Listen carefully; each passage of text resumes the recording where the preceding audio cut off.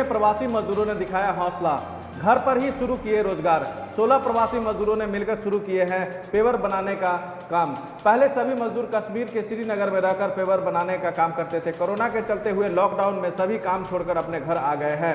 पश्चिम चंपारण के प्रवासी मजदूरों ने दिखाया हौसला, घर पर ही शुरू किया रोजगार, लॉकडाउन में शुरू किया रोजगार। इस संबंध में प्रवासी मजदूर सूरज ने बताया कि पहले श्रीनगर में काम करते थे 14 साल से। कोरोना हुआ तो घर आ गए, अपना हुनर दिखाने लगे। पेवर ब्लॉक, गमला, बेंच बनाते हैं जो गली गली में लगता है। पैसा रहे तो बेड भी बना सकते हैं, पैसा नहीं है, पैसे की कमी है।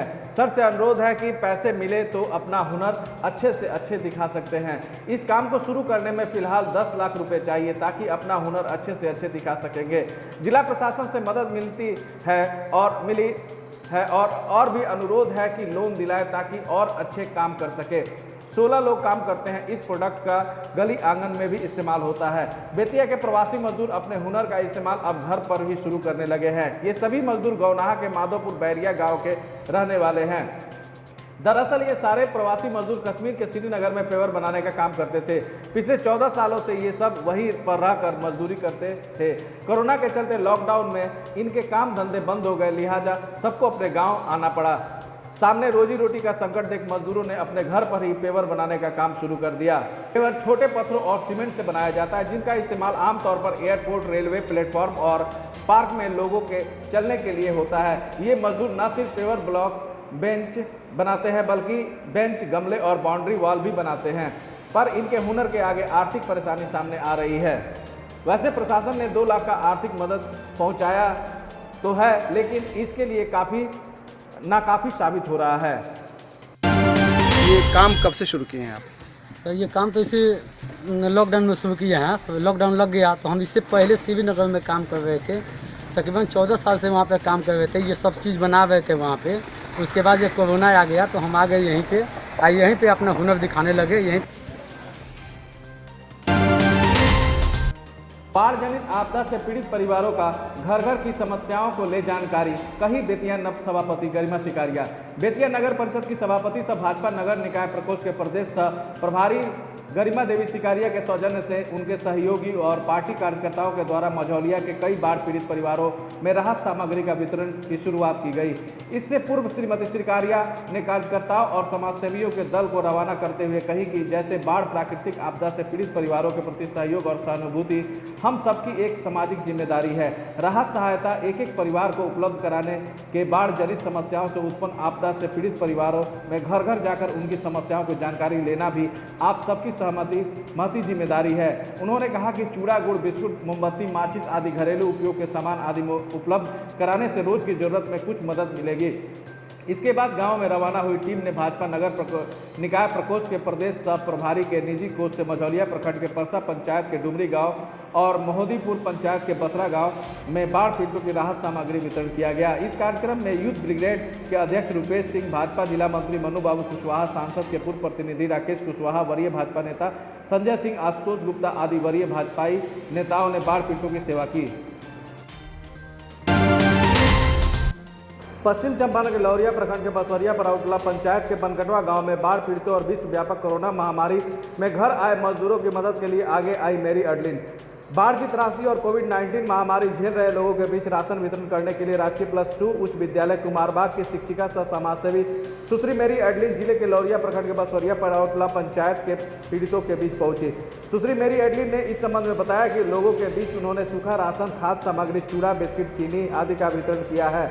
सुश्री ने कहा कि उनके साथ दिल्ली की मिल्स ऑफ हैप्पीनेस संस्था के फाउंडर आचल शर्मा ने बाढ़ पीड़ितों और कोविड-19 के संक्रमण से आए प्रवासी मजदूरों की मदद के लिए अपना सहयोग दिया है।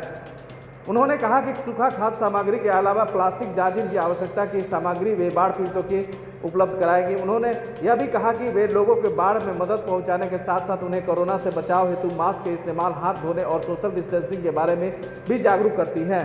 की सदस्य भी हूँ और इनरव्हील भी मेरे साथ निकल पड़े। तो लगातार जिले में जहाँ जहाँ भी बाढ़ ग्रसित लोग हैं उन बाढ़ पीड़ितों की कोशिश करती हूँ कि उन लोगों की सेवा कर सकें, उन लोगों तक राशन पहुँचा सकें। 65वीं वाहिनी सशस्त्र सीमा बल बेतिया बगहा के 20 समवाय त्रिवेणी अंतर्गत गोवर्धना प्रखंड रामनगर जिला के कार्यक्षेत्र वाल्मीकि व्याघ्र परियोजना में जवानों ने बड़े हर्षोल्लास के साथ वृक्षारोपण किया। उप कमांडेंट सह कार्यवाहक कमांडेंट अरविंद कुमार चौधरी की अगुवाई में गोवर्धना वाल्मीकि व्याघ्र आरक्षण विभागों में कुल 500 रेन ट्री वृक्ष लगाए गए।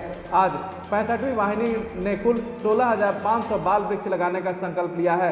अभी तक इस वाहिनी ने कुल 10,300 बाल वृक्ष लगाए हुए हैं। पेड़ की विभिन्न प्रजातियों जैसे कि रेन ट्री, एम सॉल, कचनार, गुलमोहर के बाल वृक्ष से लगाए गए हैं।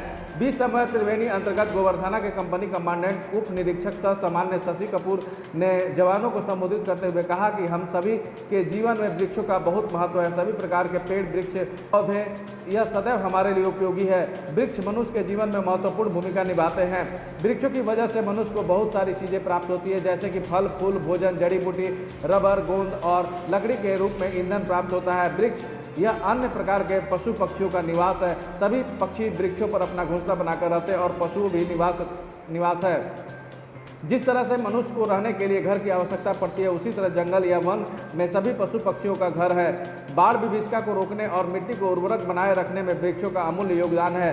वृक्ष यह हमारे रक्षक है, इसलिए उनकी रक्षा करना भी हमारा कर्तव्य है। उसके साथ साथ सभी लोगों को ज़्यादा से ज़्यादा पेड़ लगाकर इस धरती को हरा भरा बनाए रखना चाहिए। मौके पर वन विभाग के कर्मचारीगण और एसएसबी के तमाम जवान उपस्थित थे। बिजली की लचर व्यवस्था को लेकर आज रामनगर के सभी उपभोक्ताओं ने विद्युत सब स्टेशन पर जाकर किया हंगामा और नारेबाजी के साथ प्रदर्शन।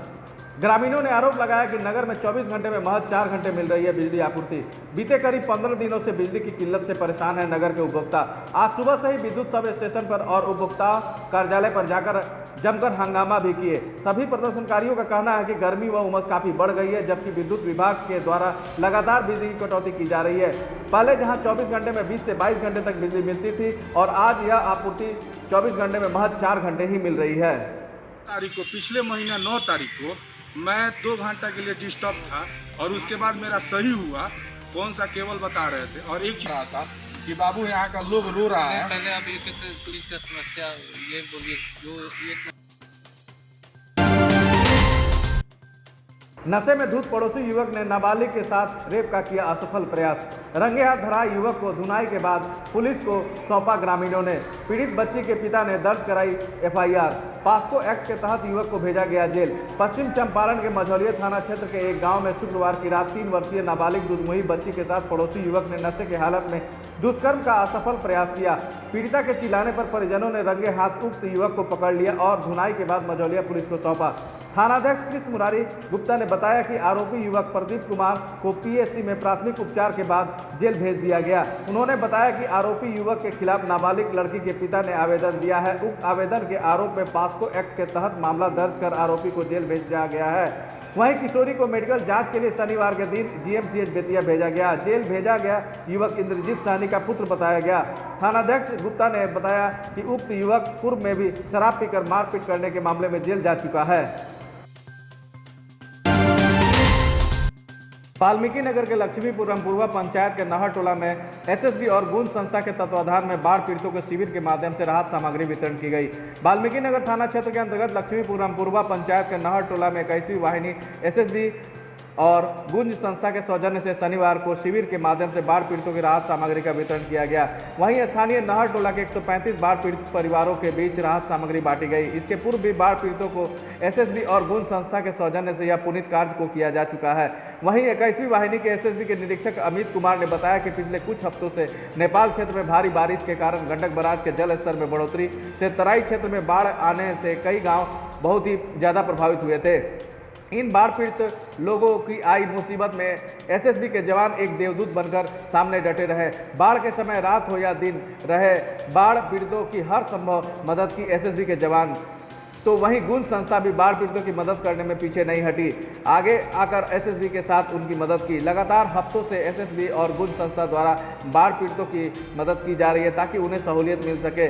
साथ ही एसएसबी और गुण संस्था के परोपकारी होने पर परचम बाढ़ आपदा के इलाके भर में लहराई है। वहीं बाढ़ पीड़ितों की राहत सामग्री वितरण के समय एसएसबी की तरफ से निरीक्षक अमित कुमार, सहायक उप निरीक्षक सत्यजीत भास्कर कक्ति, मुख्य आरक्षी नुन्नू टुड्डू, संजय सतवीर, सोमेश्वर आदि दर्जनों ग्रामीण भी उपस्थित रहे। इलेक्ट्रिक हेडक्वार्टर सुगौली द्वारा बेतिया रेलवे स्टेशन पर ट्रेनों के विद्युत संचार इलेक्ट्रिकल तारों की हो रही है मरम्मत। बेतिया रेलवे स्टेशन की बात करें तो इस कोरोना काल में बेतिया रेलवे प्लेटफॉर्म की मरम्मत हो रही है और प्लेटफॉर्म के सारे पुराने पत्थर पुराने स्लीपर को निकाल नया स्लीपर डाला जा रहा है। वहीं इलेक्ट्रिकल्स विभाग भी अपने कार्यों को बखूबी निभा रहे हैं। Electricals TRD staff Prithviraj Mahanto, जो कि सुगौली इलेक्ट्रिकल्स मैनेजमेंट विभाग में कार्यरत है, उनका कहना है कि हम लोग हमेशा मैनेजमेंट का कामकाज में पारदर्शिता रखते हैं और आज यहां तार की मरम्मत और ढीली तारों को टाइट करवाने का कार्य किया जा रहा है, जिससे में हमारे हेल्पर की भी अहम भूमिका रहती है। क्या नाम पड़ेगा भैया? मैं Prithviraj Mathur, electrical TRD staff. अच्छा, क्या हो रहा है यहाँ पे? हेडक्वार्टर हम लोग का सुगौली है। अच्छा। और यहाँ पे हम लोग OIT मेंटेनेंस के लिए आए हुए हैं टावर बगल से। अच्छा। पूरा इसका जितना भी होता है सारा मेंटेनेंस, इलेक्ट्रिक ट्रेन जो चलती है जी OIT वायर्स चलती है, उसी का मेंटेनेंस के लिए हम लोग यहाँ पे आए हुए हैं जी। दबंगों के हमला से युवक हुआ बुरी तरह से घायल, अस्पताल में हुआ भर्ती। स्थानीय मुफस्सिल थाना क्षेत्र के बेलदारी वार्ड नंबर 6 के निवासी मोहम्मद वसीम को दबंगों ने चाकू, रड, लाठी डंडा से हमला कर बुरी तरह से घायल कर दिया। घायल मोहम्मद वसीम को इलाज के लिए ग्रामीणों की मदद से बेतिया सदर अस्पताल में भर्ती कराया गया, जहां इलाज किया जा रहा है।